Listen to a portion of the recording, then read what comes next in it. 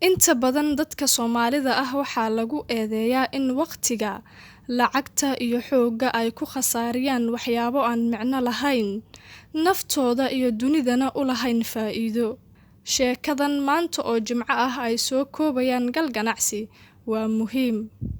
Laga soo bilaabo Maarso 2019, Shiinuhu waxa ay ku guuleysteen in ay ikhtiraacaan 345,000 oo shay oo cusub.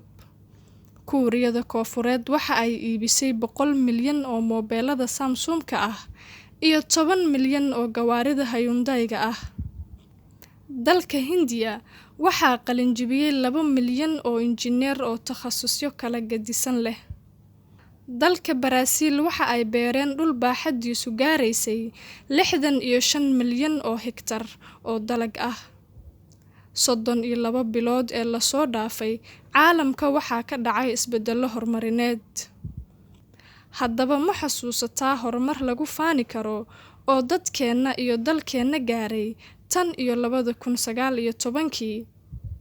Jawaabta waa muhiim iyo aragtiyada wanaagsan.